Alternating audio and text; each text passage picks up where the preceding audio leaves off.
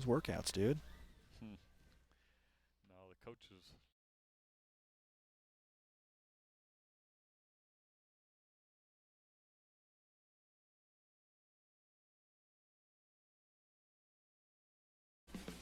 It's time to talk BYU football. You're tuned in to the Coordinator's Corner, live from JCW's in Provo, giving you the inside scoop on BYU football from the coaches themselves, JCW's, the Burger Boys. To lead things off, let's head live to your host, the voice of the Cougars, Greg Wrubell.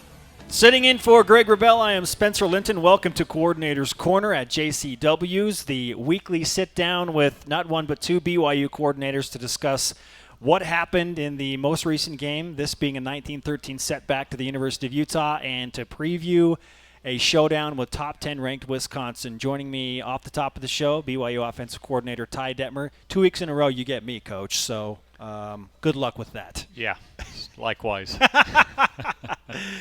I know that after a weekend of high emotions and close calls, and you review things time and time again, you know, where do you get to a point where you're like, okay, flip the page, let's move on and go get Wisconsin?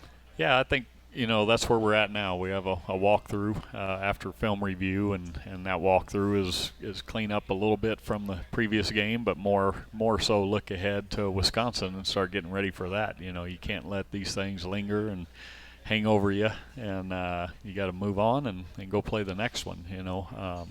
The guys are obviously, everybody's disappointed. We had our chances, had our opportunities, and just kind of let them slip through our hands. So we've got to learn from those and continue to gain that experience with some of the young guys that, every play matters in those games, and we got to take advantage of those opportunities when we get them. Let's attack this from a couple of angles. First and foremost, what was the most encouraging thing you saw from the BYU offense on Saturday night? Well, I think, when we got into more of a hurry up, we kind of got a little life going. We scored off a turnover right down there, and Ula got in the game and got going a little bit there. We saw the flashes of what we think we have on our hands there. So you'll see more of him as we go. And, there's still the fight, the effort's there. That's what I talked to the players about today, was the effort's there. We're playing hard. We got to be cleaner on the little things, and the little things make a big difference against good teams, and we're still not sharp enough. We're not executing, and we're leaving plays out on the field that are there, and we got to make them when we get our chance. Okay, now on the other side of that, you probably already touched on it a little bit, but the thing that is the hardest for you to deal with mentally as the offensive coordinator right now is what? Well, the most frustrating thing is when you go back and review the film and we're not doing things like we're coached to do across the board. It's not just one position. It's a guy on this play doing something. We get the touchdown called back from a pass interference, and that's not the way we do it in practice, but we get in the game and overdo it. We're almost getting to a point now where we're trying too hard to do things on our own instead of just doing it like you're coached to do it. So it wasn't due to lack of effort or guy taking a play off. Aleva just was trying to get Talon open more than he needs to. And so, when you see those things and they're not doing them the way they're coached, that's frustrating for a coach because you work on it and you work on it and you teach it and then it doesn't show up on film. That's where you have the problem. You brought up Ula Tolutau. Comes in, 5 carries, 25 yards, his first touchdown as a BYU football player. Kalani alludes after the game to, hey, I think we found our running back. What does that mean for the future? Well, it's another guy that's a different type of back. When he came in, he's big. You see the safety slide over to make the tackle, and he really just goes at one knee. He doesn't want to see 250 pounds running downhill at him. So it makes those safeties think a little bit when they come down into the box, and so he adds that piece to it. And he's still learning it and seeing it. There's a couple where he could have probably stayed play side a little more, but if he's going downhill, we're happy. We want him attacking the defense and going downhill and put his foot in the ground and have to make people tackle him. Ideally, if he is the guy, how many carries is Ula Tolutau getting a game? I don't know. It'll be week to week. He's got to get himself in game shape a little more too. Now that he's healthy, he's got to really be able to carry the ball 15, 20 times a game, and I think that was a little bit of our sweet spot with Jamal last year, was 20 times a game.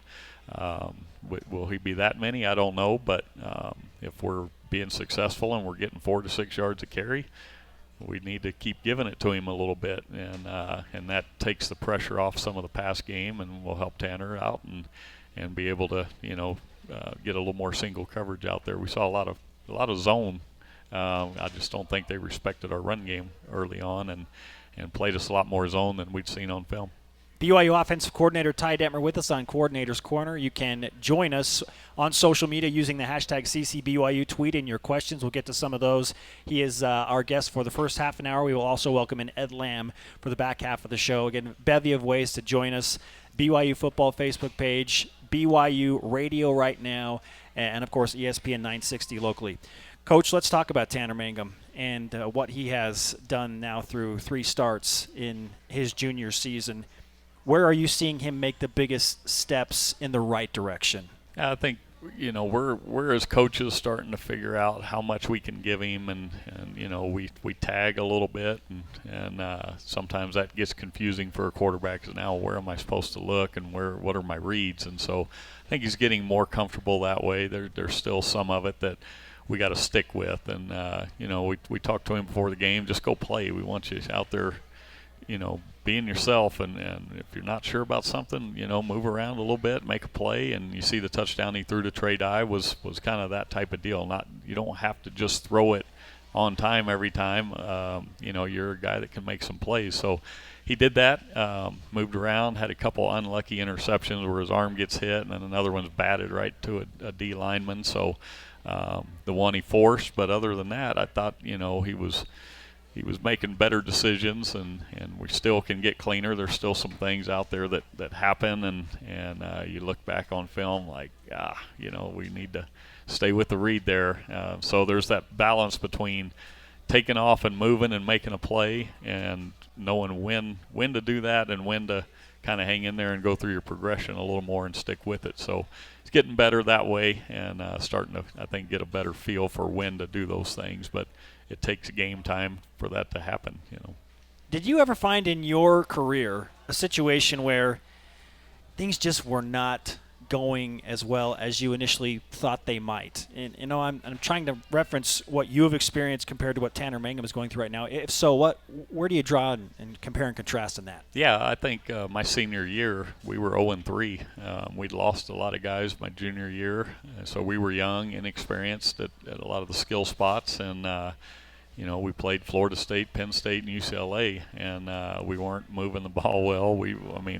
It was my 3rd year being a starter, so I was experienced, and we still were struggling, and guys just, missing, running the wrong route here or there, and we weren't clean. We weren't executing great. So I've been there where that's happened, and as a quarterback, you try to minimize the mistakes around you and not let their mistakes become yours, and control the things you can. So got a little more conservative that year, threw a lot less picks, because I knew we couldn't overcome them as quickly as we had the year before, having a veteran team and guys that we felt real comfortable with.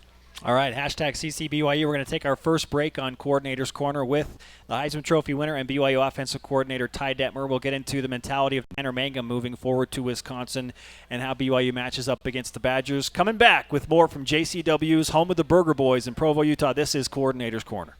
Hey, could you pour me some of that? Sure, no problem.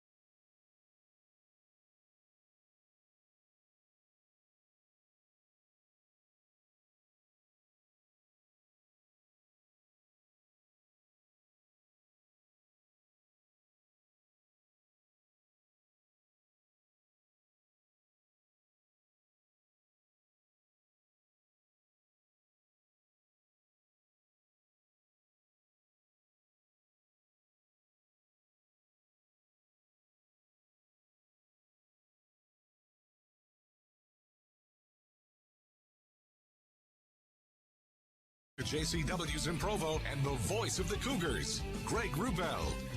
Sitting in for Greg Wrubell, I am Spencer Linton. This is Coordinator's Corner, live from JCW's The Burger Boys, here with Ty Detmer, BYU offensive coordinator.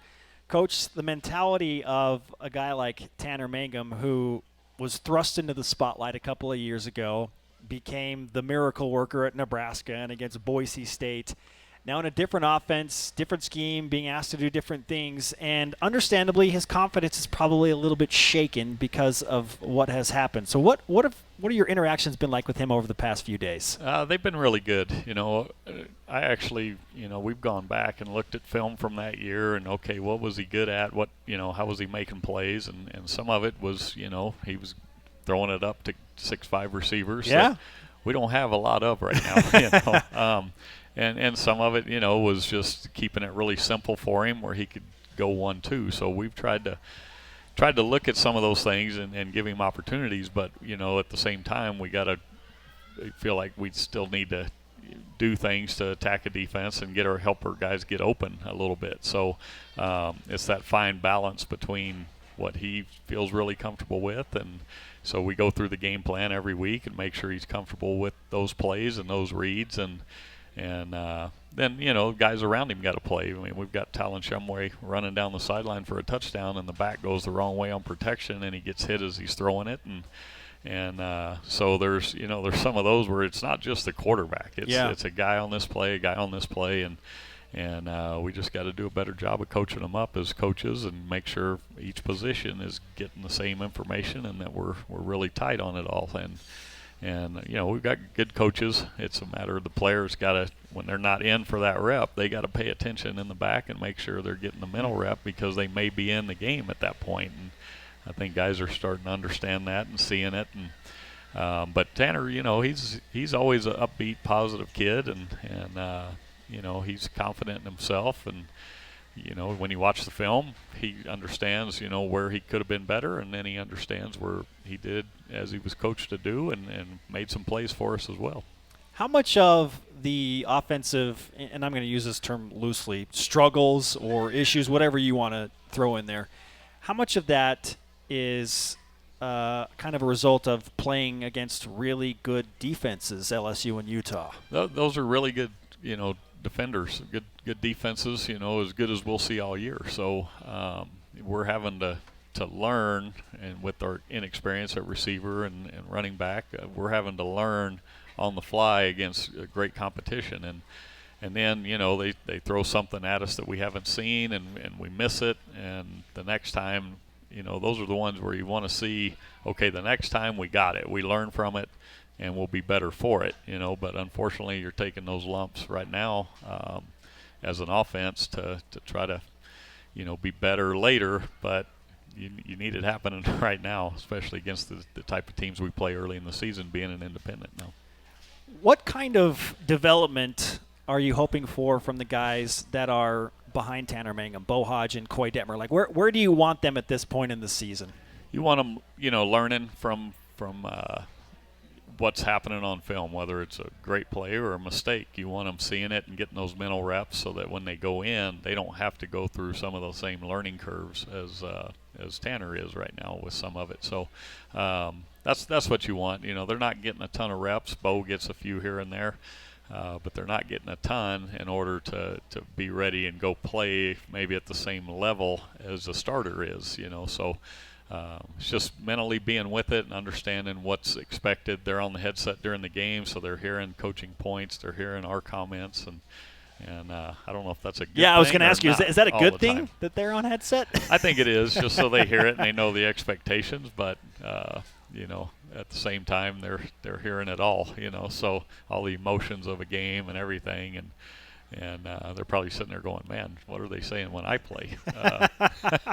But it's good for them to hear it and to understand it and see what's going on during the game. Now, Tanner limped off the field a little bit on that last play when he was trying to reach Matt Bushman on that fourth down.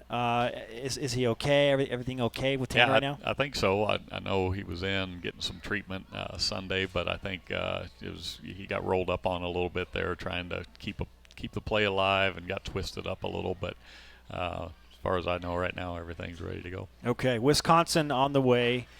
How different is Wisconsin's defense from LSU and Utah?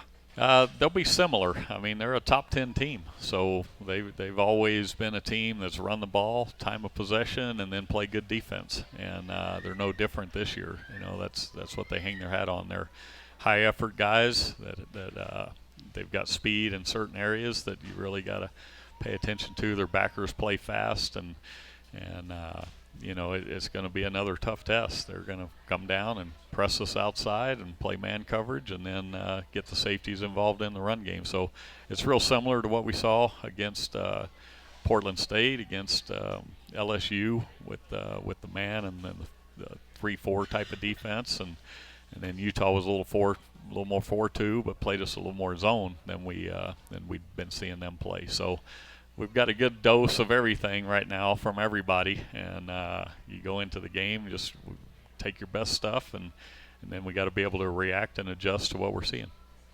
If you could script out the perfect scenario for BYU on Saturday, obviously you want to win the game, but if you could have the pace of play be dictated the way you want it, how would you have that game go? You know, I don't know. It's every game's a little different, you know, where if they're holding on to the ball and our defense has to go, you know, defend a long 14, 15 play drive and they're out of gas, we don't want to go out there and then just turn it right back over to them and put them on the field again unless we score quick. So if we score quick, I'm okay with that. But at the same time, you got to manage the game a little bit and keep your guys fresh. And so, you know, I think, you know, overall it'll probably be a little shorter game time-wise because they do play that way as well, and they huddle and do all the things we do. But, you know, we'd like to be able to get a little tempo. They're going to be in the altitude and try to get them having to breathe a little bit and press the tempo maybe a little bit like we did against Utah the second half. All right, we'll take another break here from JCW's in Provo. More of your questions for the coordinator, specifically Ty Detmer, the man in charge of the BYU offense, coming up. This is Coordinator's Corner. You're watching it from JCW's in Provo, Utah. Hi, I'm Ned Siegfried. It's great to see the Cougars back in action.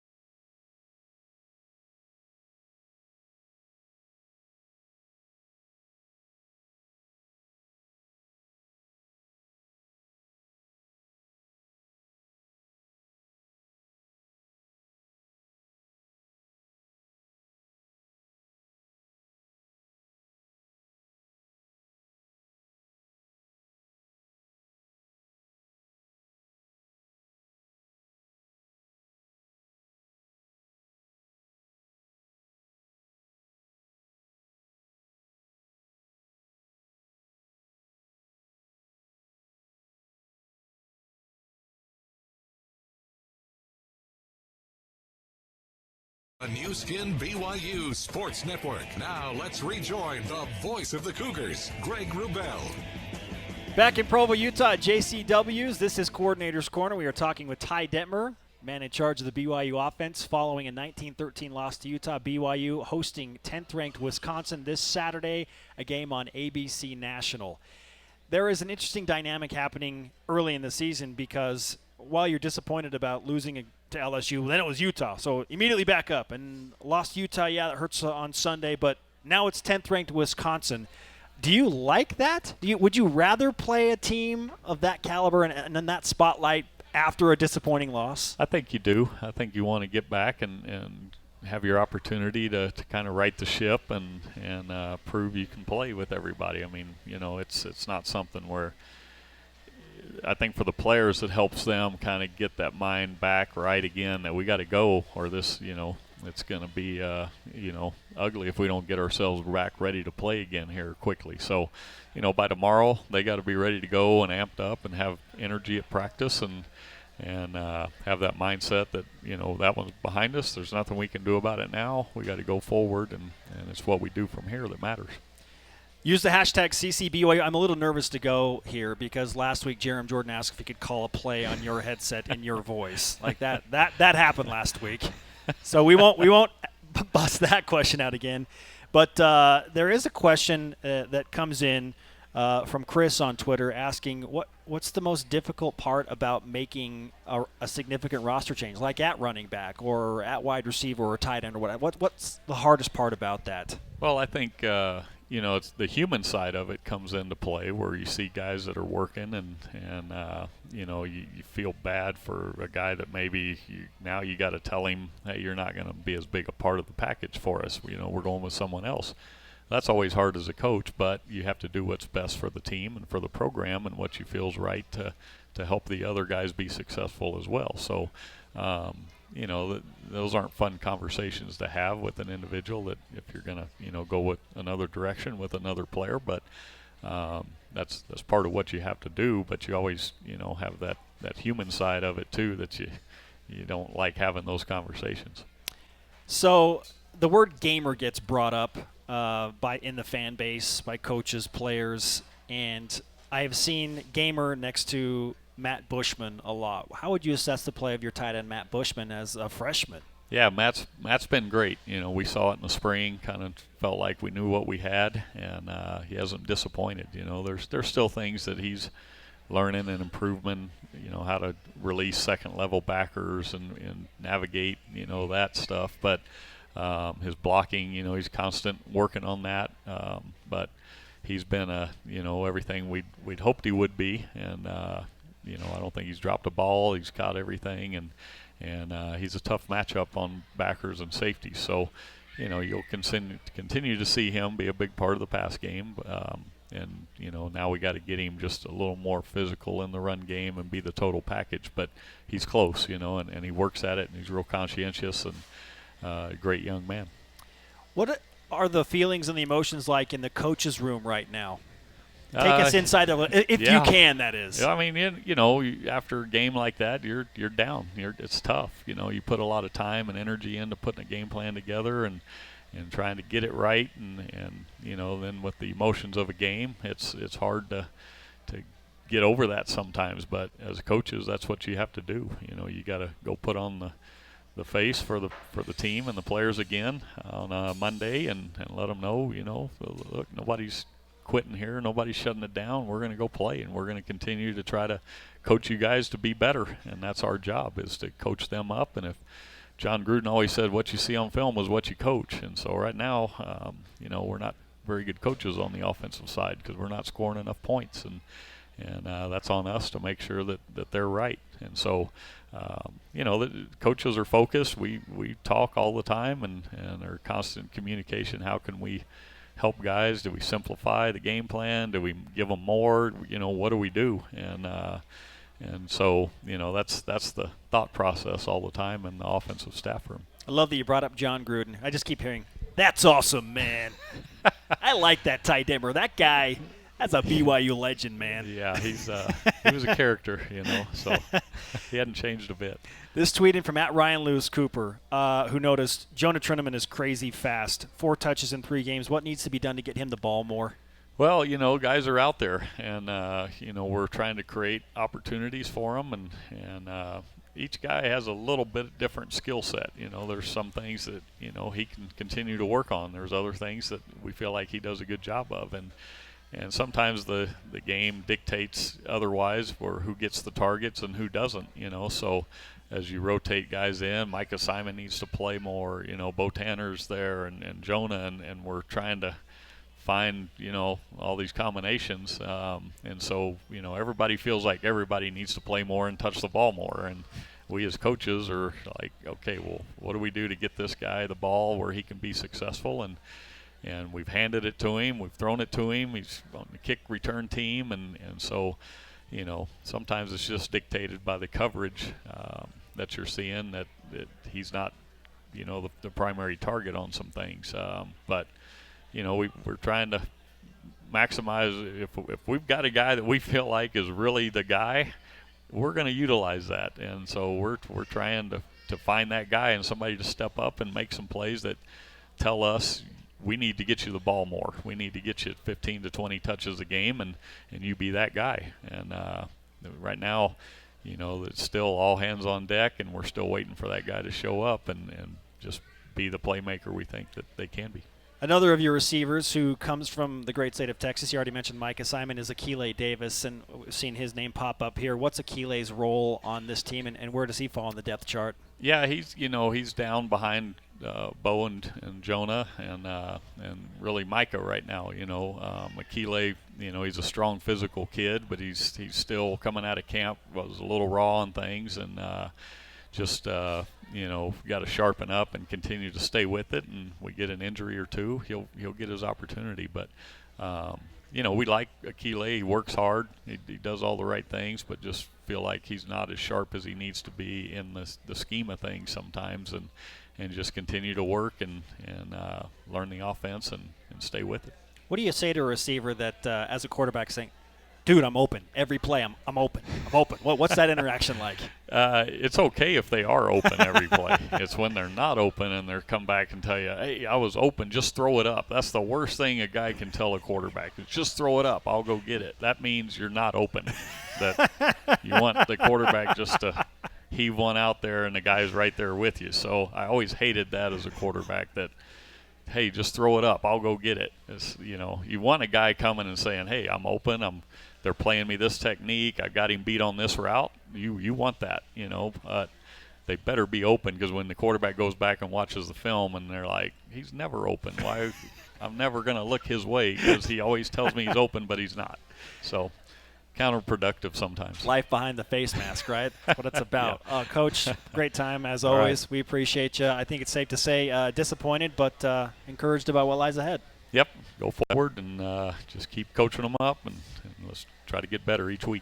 You got it. Thanks, Ty. Thank you. All right, Ed Lamb's going to join us on Coordinator's Corner next as we take our next break. We'll get inside the BYU special teams, the kicking game, Jonah Truneman return, what he saw there, and how BYU gets better defensively against a very good Wisconsin team. Stay with us. This is Coordinator's Corner on a bevy of platforms.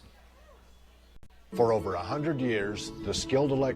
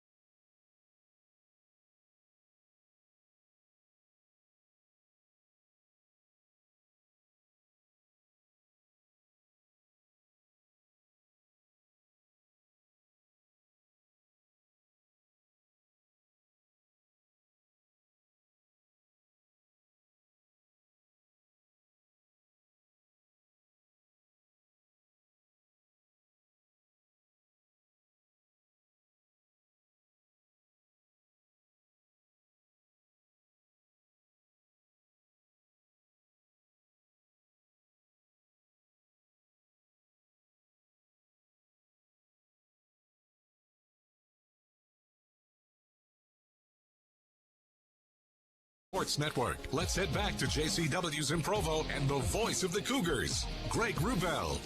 You may have noticed I am not Greg Wrubell. I am Spencer Linton, sitting in for the radio voice of the Cougars. He is on assignment in Corvallis, Oregon, getting ready to call BYU women's soccer tonight as the ladies go for win number 1. You can join Greg on the air 8 Eastern, 6 Mountain Time, BYU and Oregon State. Now, Coordinator's Corner from JCW's in Provo, Utah, along with Ed Lamb, who is a man of many trades. In fact, Ed, we'll get to the football part, but I want to bring up the fact that you're in a rock band.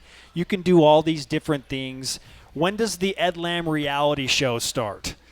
All these different things, and the only example you had was rock band. Well, I can go. Listen, you can sing, you can play instruments, man. Yeah. You're an outdoors guy. Like, you can do a lot of things. I miss my rock band buddies in Cedar, and actually, I'm not in a rock band anymore. I'm retired from that life. I've matured. I'm past my midlife crisis. Oh, you got through that? Yeah, you got through that. Okay, well, here we are, game week. Just a couple of days removed from a very, very hard-fought, emotional rivalry loss to Utah. And I asked Ty Detmer this question, but where are you mentally and emotionally after a game like that at this point? Well, I'm disappointed. I think I'll venture to speak for the whole team and the whole coaching staff. There's disappointment. There's sorrow. We have to communicate with each other and motivate each other to use that frustration toward getting better this week. I mean, there will be another Saturday coming, and we will want to win that game against Wisconsin just as much as we wanted to win the game against Utah. So it's important that we take advantage of every day and every moment that we have to prepare correctly and think about the game and give each other the correct messages that we need to hear. In the big picture, from what you can tell, you always want to get better week to week. Right now, how would you assess BYU's progression from week to week? Are you getting better every week? I think maybe still a little bit difficult to tell this early in the season. No question that we're better in every phase and in every way. But relative to our opponents who also are getting better, I mean, getting better is the easy part. It's getting better relative to your opponents. Yeah. We will be much better in Game 7 than LSU was in Game 1 and 2, right? I mean, that's just football. Teams get much, much better as the season progresses. Guys get seasoned. Guys step into new roles. Coaches find players that we didn't know about before or hadn't evaluated correctly. We will be much, much better. But can we keep pace with our opponents? That's the challenge. That's what we're working for. What's your biggest concern right now as a coordinator and assistant head coach of this BYU football team? My biggest concern is mindset. What you just described is the mindset we want to have, which is growth. Carol Dweck has kind of been the forefront leader of this growth mindset idea, and our players are pretty familiar with that. Most college students have done at least had some exposure to her ideas. We need to be growth mindset oriented in what we're doing. This is not about how good we were last week or how good we were 2 weeks ago. And it is definitely not about whether we're strong on offense or defense. You look at last year, and there were a lot of people asking questions like, geez, where's our offense? Our defense shows up every game. All of a sudden, we have to outscore Toledo in the 50s 55 to points win a game. to win that game. So teams match up just much, much differently. And if we are, if in any way our defensive players are feeling like that they've arrived and that we have all these answers and all these abilities, and that if just our offense will click in, we'll be just fine. No, that's a mindset that's going to get us beat. How close, and I know this is a hard question to answer, but how close do you feel like you are as a team to turning the corner and really starting to see the results of all the hard work and the reps and all of that stuff and ultimately wins? Yeah, well, that as a coach, that's really, it's fairly simple in terms of knowing that you're close, because any coach, any program I've been a part of, no matter how many wins and losses start to add up, it's still really easy for a trained coach who's been doing it for years to look at the video and find maybe 6 plays, maybe 8 plays that could have completely changed the game. And our players, whether we're talking offense, defense, or special teams, they've done those things that need to change in 6 or 8 plays. They've done those things hundreds of times before our eyes against other good competition. So it's just a matter of timing. Sometimes it's good fortune. Sometimes it's credit the opponent for rising to the occasion on those 6 or 8 plays. But it's always very close, and we're very close. Now, we hear people in a certain part of the fan base say, just be patient, be patient. Other fans are like, I don't want to be patient. I want it to happen right now. Yeah.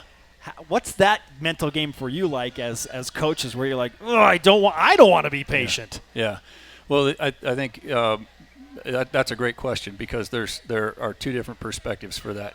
When we talk about patience with the coaching staff, there is no patience with the coaching staff. We have it is our job to make BYU successful. BYU has too many resources, too much history, too much tradition. We all care about this place too much, and there are thousands of really competent coaches that can win at BYU. Whether we're that group or not, we have to prove, and we have to do that immediately. But the patience needs to be for the players and their performance and their growth. And our job here is to win games, but it's to win games through growing these players and making them better as people and as players. And we can never lose sight of the fact that no matter how they may have failed in week 1 or week 2 as individuals or collectively, it's all about next week for them, and it's all about next year for them, and it's all about their future. Why are you encouraged right now about where this team is and what lies ahead? I think that we have the requisite talent to be successful. I like the mindset of our head football coach, who is intense, but he understands the big picture and where we need to be with our football program.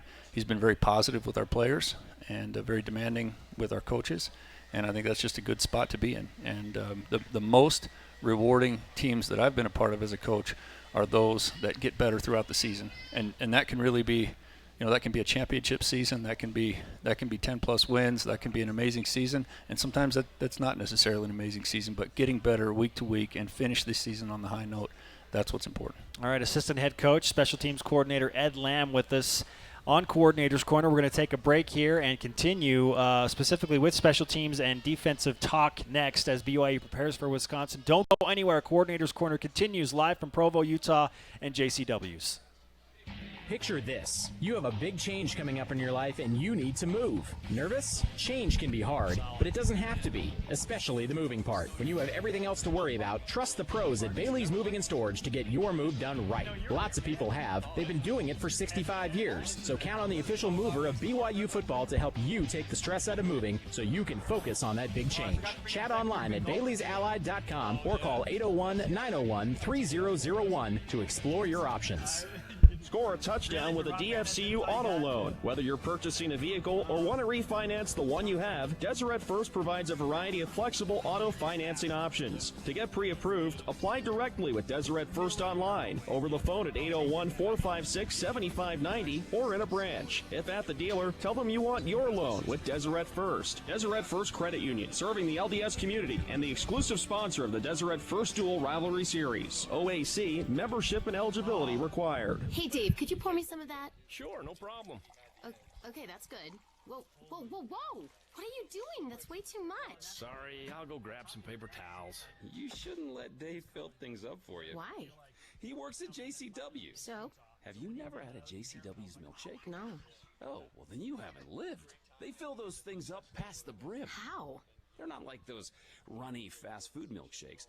These things are thick, rich, and oh my gosh, delicious. Really? Yeah, plus their sizes are way off. I don't know if they were started by a family of giants or something, but a regular size to them is like an extra large everywhere else. Stop. I'm hot and you're making me hungry. Oh no. What? Dave's filling up Crystal's car for her. Oh, Dave, no, stop! This is Chris with JCW's. It's summertime and it's hot. Bring the family over to JCW's and order one of our huge, delicious thick malts or milkshakes.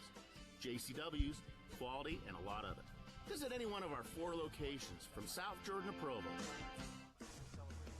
Live from JCW's in Provo, this is the Coordinator's Corner on the new skin BYU Sports Network. Now let's rejoin the voice of the Cougars, Greg Wrubell. Spencer Linton sitting in for Greg Wrubell, who is ready to call BYU women's soccer tonight in Corvallis. This is Coordinator's Corner with the assistant head coach Ed Lamb. And Ed, you said give you something else besides a rock band star. You're a good golfer. Okay. Fair.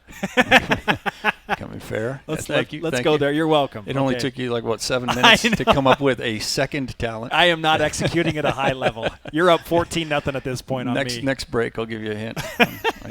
My third talent. Okay, your third talent. Fantastic. Can't wait for that. BYU special teams, some good and some bad. Let's start with the good. the kickoff return from Jonah Trineman is, a millimeter from going to the house and making it a 19-13 game early in the fourth quarter. Why are you encouraged, and what did you like most from your special teams play on Saturday?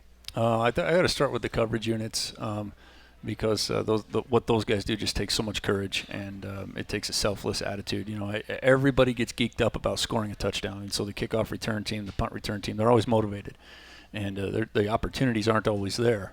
But the coverage teams, there is an opportunity. We actually create an opportunity every time. We don't kick the ball in the end zone purposely. We don't want to give touchbacks. We offer no quarter. We take no quarter. You don't want the ball to be touched back. Absolutely Wow. not. No. Really? Yeah. We average last year and this year. We average much greater starting field position than the 25-yard line.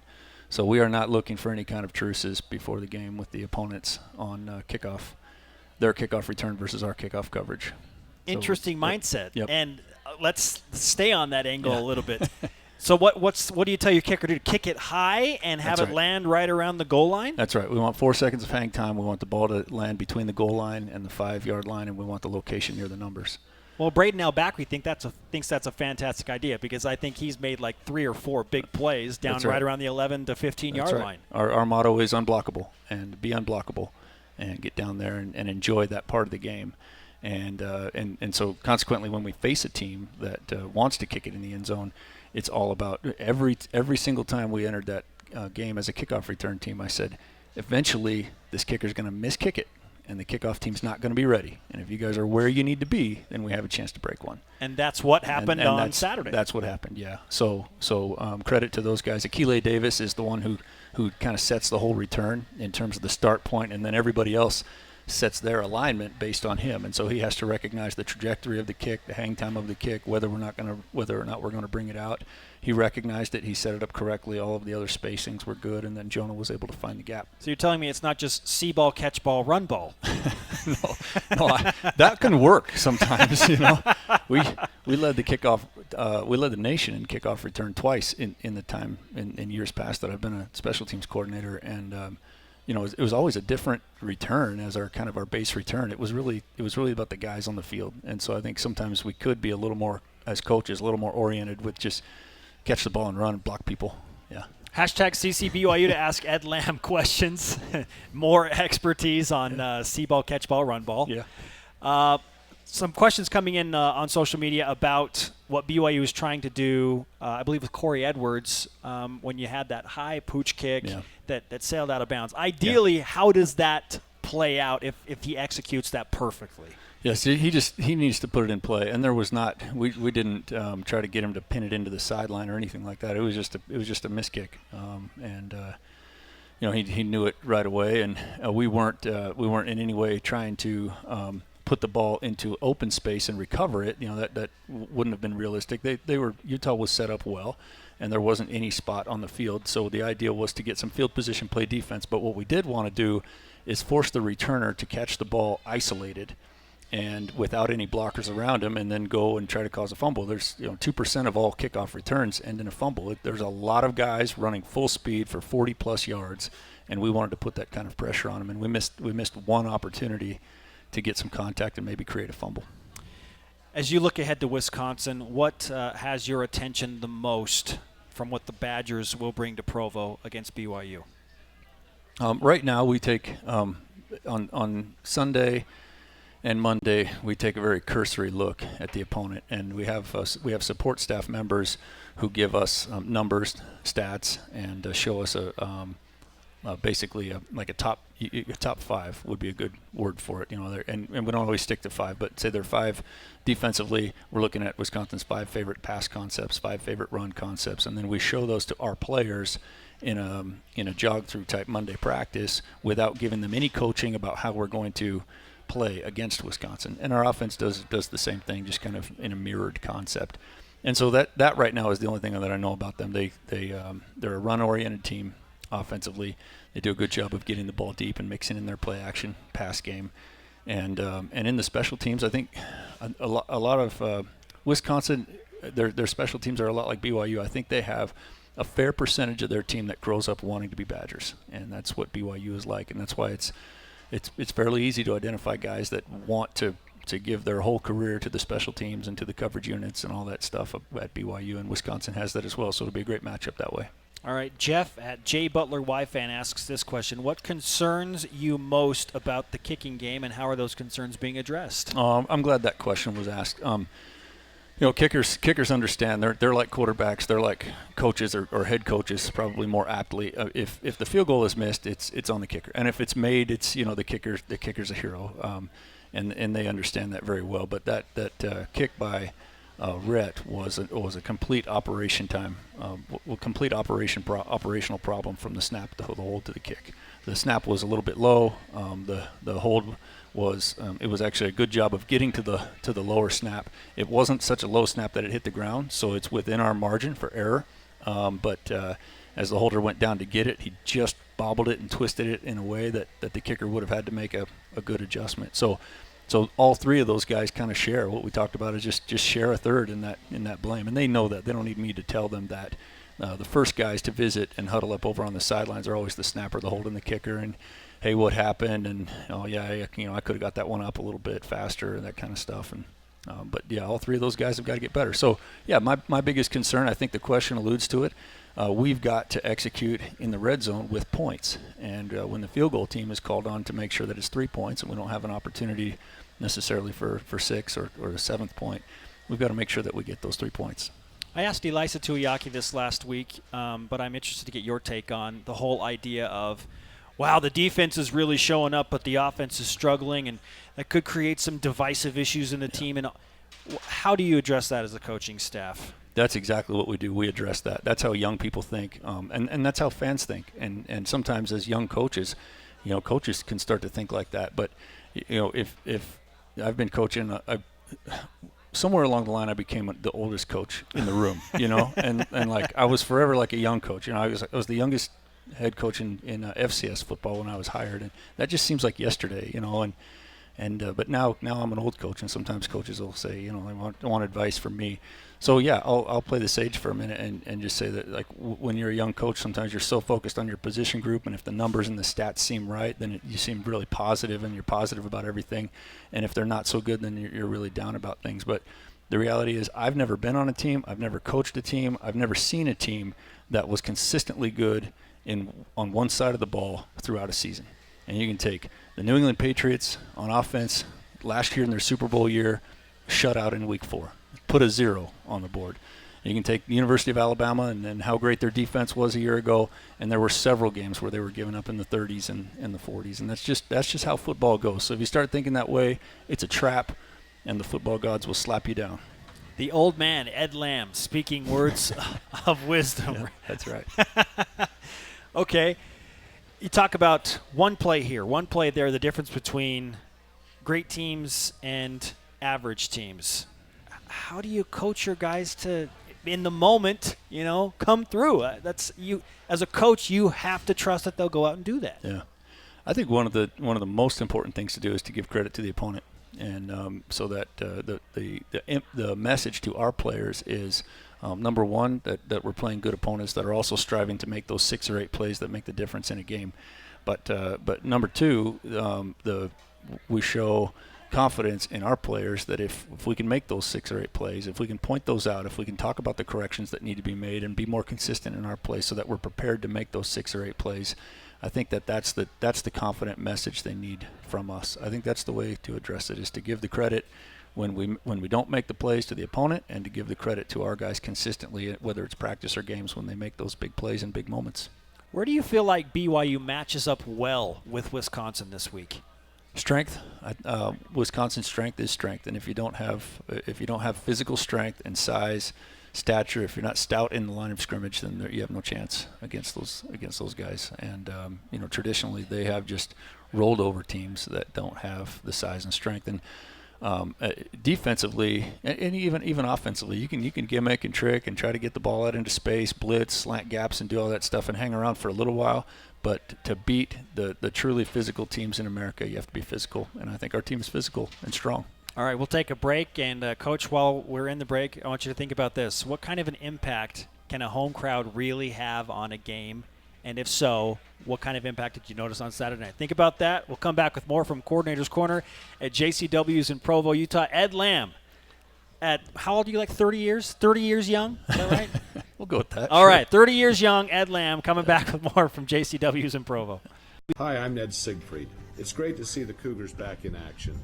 We all know that football is a team sport, and no matter how talented a single player may be, he will not be successful unless he's surrounded by a strong team.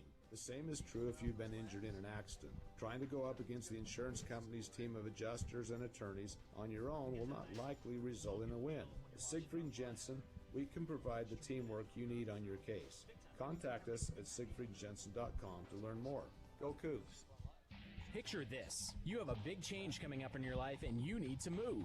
Nervous? Change can be hard, but it doesn't have to be, especially the moving part. When you have everything else to worry about, trust the pros at Bailey's Moving and Storage to get your move done right. Lots of people have. They've been doing it for 65 years. So count on the official mover of BYU football to help you take the stress out of moving so you can focus on that big change. Chat online at baileysallied.com or call 801-901-3001 to explore your options.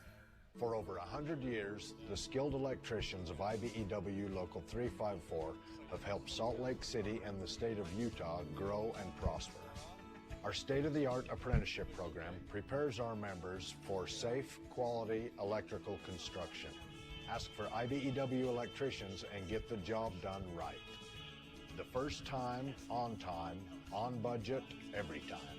The time is now to hire IBEW electricians. Jump farther, climb higher, and save more. With Mountain America's Epic Balance Transfers, you'll get a 3% cash bonus.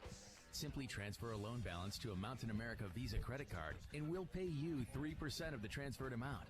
It's a great opportunity to switch to a lower rate, consolidate debt, and save money on monthly payments. But it's only available through September 30th. Get started at macu.com or in our mobile banking app. Unapproved credit, federally insured by NCUA.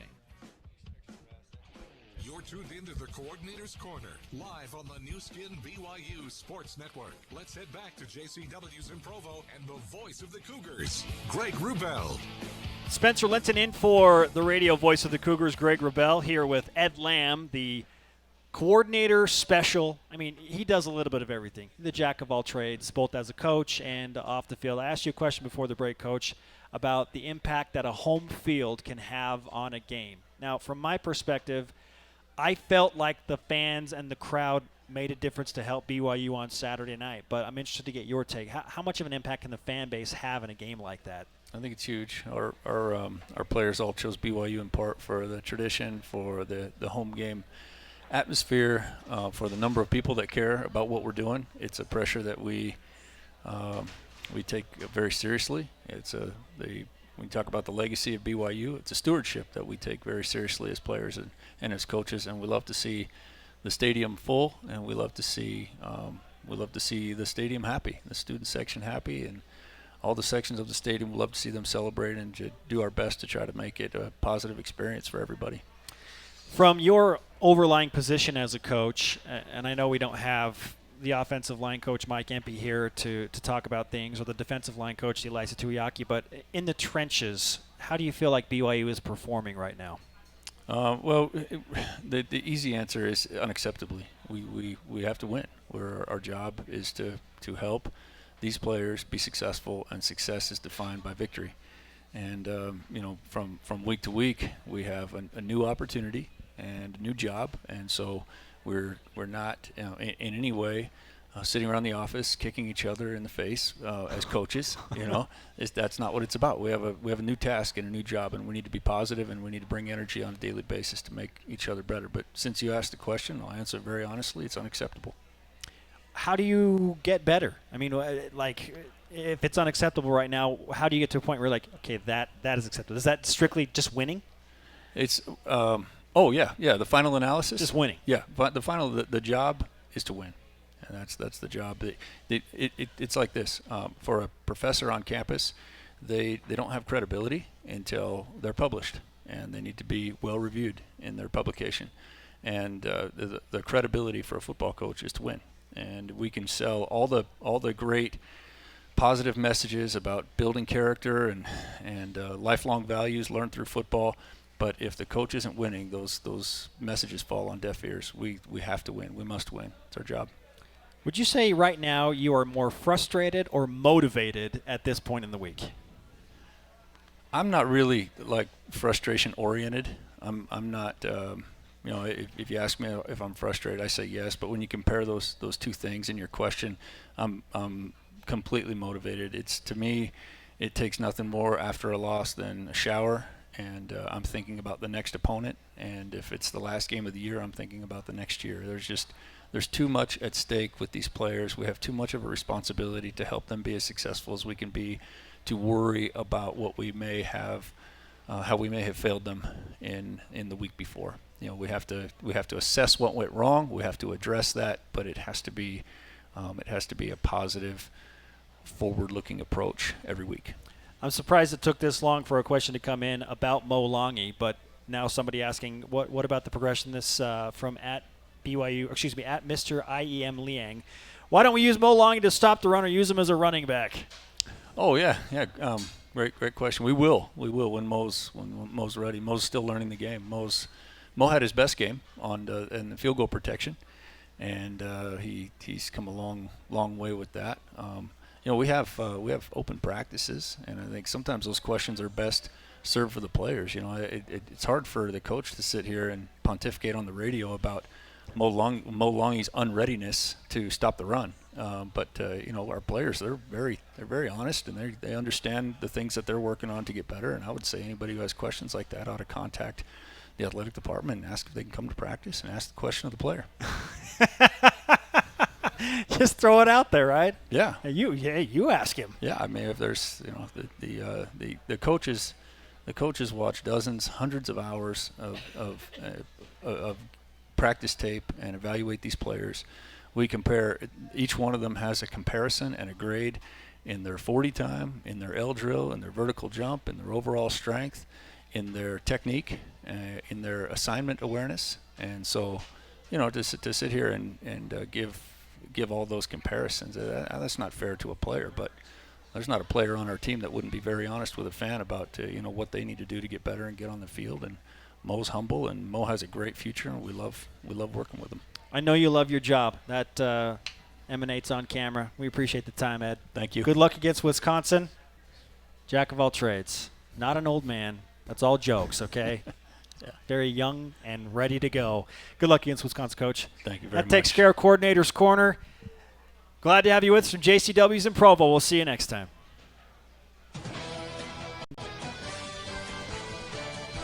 You've been listening to the Coordinator's Corner live on the new skin BYU Sports Network from JCW's in Provo. JCW's, the Burger Boys. Tune in each Monday throughout the season for the latest on Cougar football. The Coordinator's Corner is a production of BYU Athletics in association with BYU Broadcasting, with production assistance from IMG. Coordinating producer Dave Shook. Network manager Mike Tingle. I'm staff announcer Jeff Lawrence with a special thanks to BYU President Kevin Worthen, Vice President Matt Richardson, Athletic Director Tom Holmo, and General Manager of Corporate Sponsorships Casey Stauffer. The Coordinator's Corner is an exclusive presentation of the new skin BYU Sports Network.